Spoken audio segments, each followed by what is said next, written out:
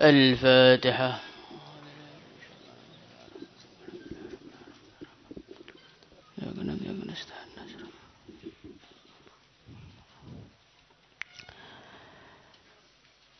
بسم الله الرحمن الرحيم. اللهم صل وسلم على سيدنا محمد وعلى آل سيدنا محمد في كل لمحة ونفس بعدد كل معلوم لك. قال المصنف رحمه الله تعالى: Wama dan apa taqulu yang engkau katakan fi hadzal hadithi di dalam hadis ini. Bunia dibangun al-Islamu Islam ala khamsin atas 5 perkara. Syahadati an la ilaha illallah, yaitu bersaksi bahwasannya tidak ada Tuhan yang berhak disembah selain Allah. Wa anna Muhammadan, dan bahwasannya baginda Nabi Muhammad sallallahu alaihi wasallam Rasulullah adalah utusan Allah. Wa iqamis salati, dan menegakkan salat. Wa ita'iz zakati, dan membayar zakat. Wa shaumi ramadhana, dan puasa di bulan Ramadan. Wa hajjil baiti, dan haji ke Baitullah. Man, bagi orang istata'a yang dia mampu ilaihi ke Baitullah sabilan, jalannya. Al-Imam Al-Ghazali rahimahullahu ta'ala, ini beliau masih dalam rangka menjelaskan bahwasannya seorang manusia itu tidak cukup untuk menjadi seorang yang selamat dari neraka Allah dan menjadi orang yang layak menghuni surga. Itu tidak cukup hanya bermodalkan ilmu. Ilmu itu perkara yang penting. Tanpa ilmu, seorang manusia tidak akan bisa menghindari neraka Allah dan tidak akan mampu berjalan menuju surga Allah. Tetapi ketika ilmu itu tidak diamalkan, ya seorang manusia tidak akan sampai kepada tujuannya. Ilmu itu diibaratkan oleh Al-Imam Al-Ghazali rahimahullahu ta'ala seperti sebuah senjata. Senjata yang sangat tajam. Senjata yang sangat mahal. Ketika seorang manusia memiliki senjata yang mahal tadi, maka orang-orang memuji dia. Oh, Masya Allah, senjatanya bagus ya. Kegandengannya tambah 100%. Berarti sebelumnya jelek sekali itu, sebelum pakai senjata. Ketika orang-orang memuji dia, dia terlena. Dia merasa dengan hanya membawa senjata, saya sudah menjadi hebat.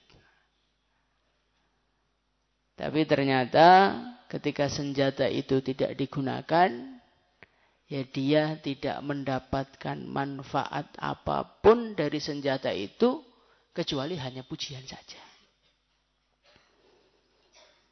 Maka Imam Ghazali beliau mendatangkan dalil-dalil mengenai ilmu saja itu enggak cukup.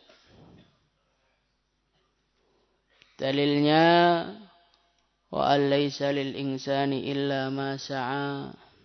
Faman kana yarju liqa'a rabbih falyamal 'amalan shalihan. Itu sudah kemarin-kemarin. Dan dalil yang didatangkan oleh beliau di sini, buniyal Islamu ala khamsin. Ada satu hadis yang sangat terkenal sampai anak-anak kecil pun mereka tahu mengenai ini. Islam itu dibangun atas 5 perkara. Jadi pondasi utama Islam itu 5 perkara. Yang pertama syahadat. Yang kedua sholat. Yang ketiga bayar zakat. Yang keempat apa? Puasa Ramadan. Yang kelima haji. Ini coba kita renungi. Pondasinya Islam semuanya ini wujudnya amal. Syahadati alla ilaha illallah, bersaksi. Ini amal. Wa iqamis shalah, menegakkan sholat. Ini amal. Menegakkan sholat itu bukan ilmu mengenai tata cara sholat. Menegakkan sholat itu mengetahui tata cara sholat, kemudian sholatnya ditegakkan, sholatnya dikerjakan. Amal enggak ini? Amal. Wa ita'iz zakat, bayar zakat. Bayar zakat itu bukan ilmu mengenai tata cara zakat, habis itu dibayangkan selesai, tidak. Bayar zakat itu kita belajar tata caranya, kita ambil uangnya, kita keluarkan zakatnya. Itu namanya bayar zakat. Wa shaumi Ramadan, kemudian pondasi yang keempat, puasa Ramadan. Puasa Ramadan itu bukan mengetahui hukum-hukum puasa terus selesai. Tidak.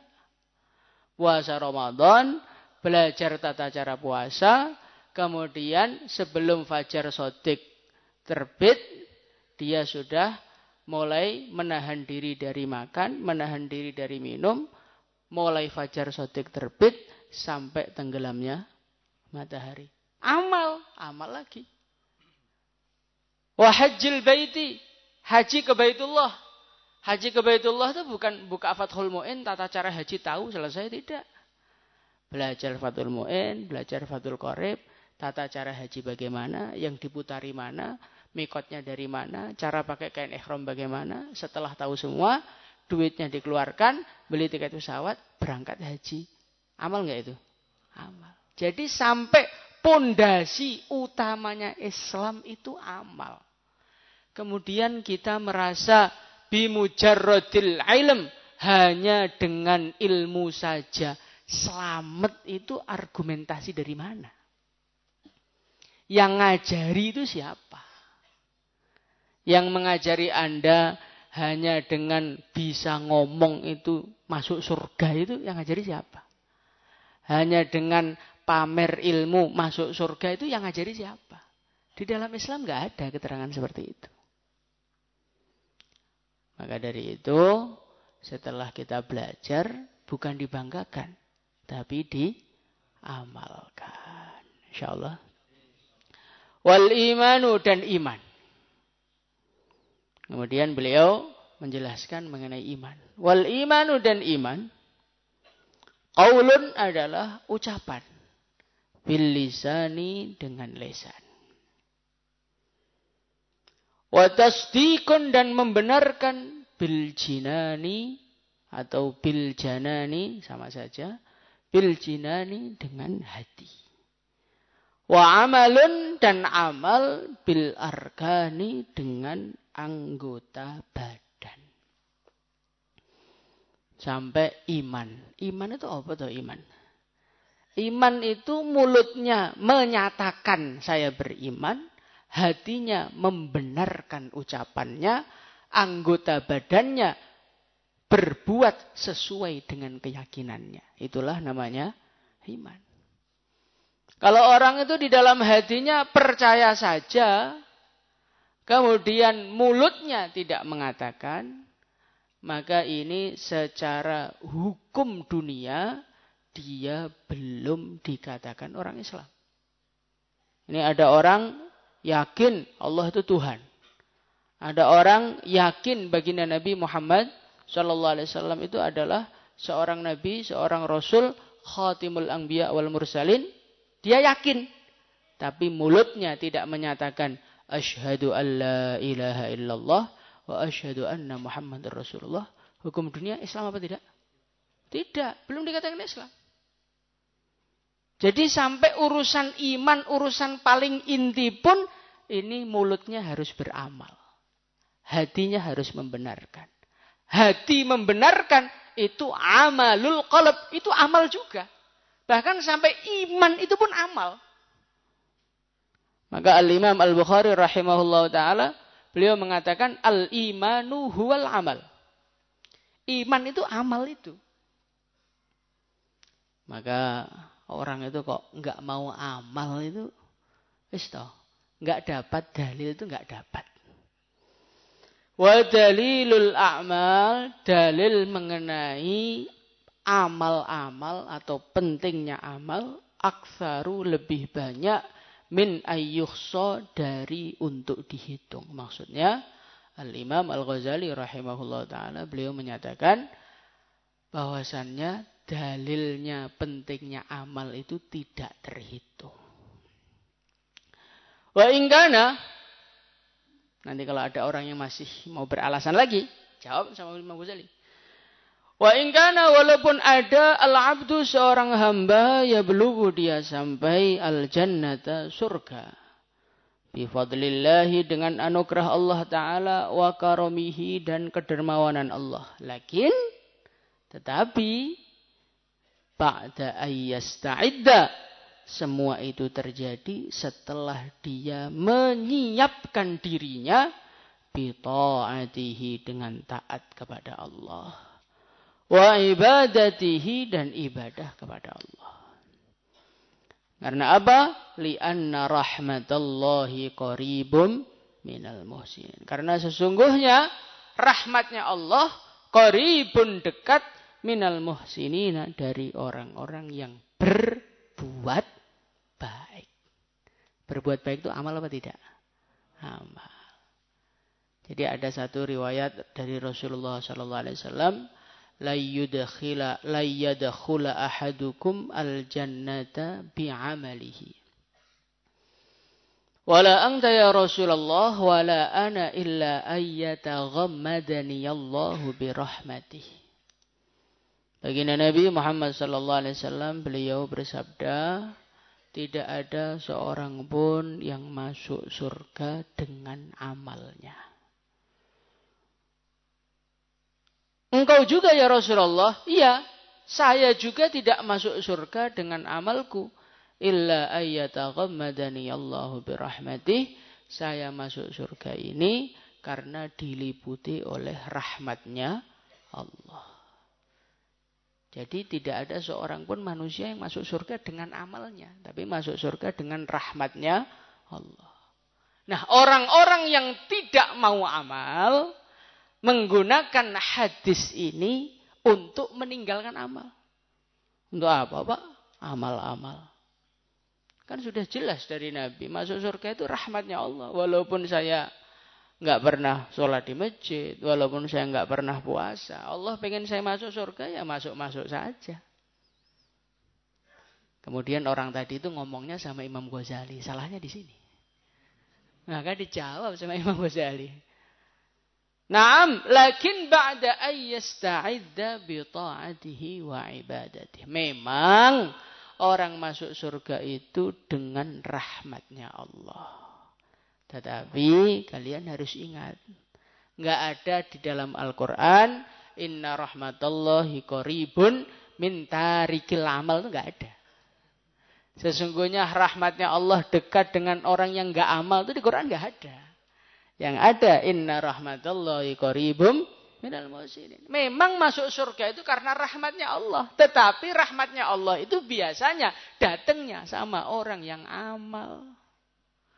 Maka kalau kita ingin mendapatkan rahmat Allah dengan masuk surga, ya kita harus perbanyak amal soleh.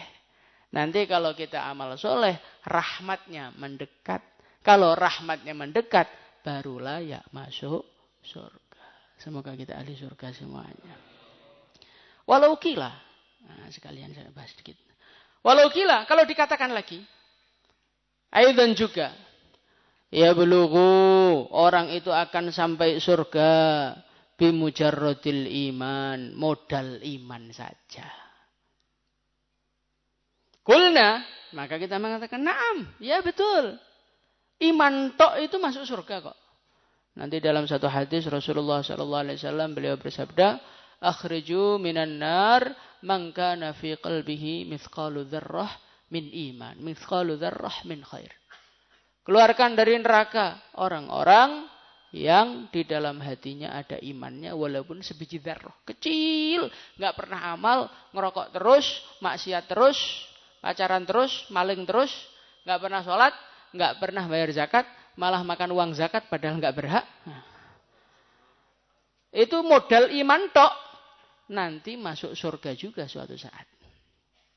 Maka orang yang enggak mau amal mengeluarkan hadis ini. Maka Imam Ghazali mengatakan, betul. Argumentasimu enggak salah. Memang orang itu asalkan mati membawa iman, suatu saat masuk surga. Walakin, tetapi, mata ya belum. Sampainya kapan? Kamu kira orang nakal itu memang suatu saat masuk surga. Emang enggak mampir dulu di neraka? Suruh ngopi-ngopi dulu di sana. Pakai air panas sekali minum, ususnya brodol semua. Wa kam min aqabatin, berapa banyak rintangan-rintangan gaudin yang sangat sulit yaqta'uha, yang dia harus melaluinya ila ayyasila, sampai dia sampai ke surga. Memang ahli maksiat, tukang maksiat, pendosa, asalkan mati dalam keadaan iman, dia pasti masuk surga. Tapi tentu sebelum masuk surga ya dicuci dulu di neraka. Biar pantas masuk surga. Biar pantas masuk surga. Maka nanti orang-orang yang pendosa-pendosa itu setelah dicuci di neraka, mereka dimasukkan Allah ke dalam surga. Itu di kepalanya itu masih ada stempelnya. Jahannamiyun. Mantan narapidana neraka. Akhirnya kelihatan, oh mantan tak kamu? Akhirnya ahli surga yang mantan neraka itu malu. Ya Allah, malu kalau ada stempelnya kayak gini. Gak enak ketemu temen.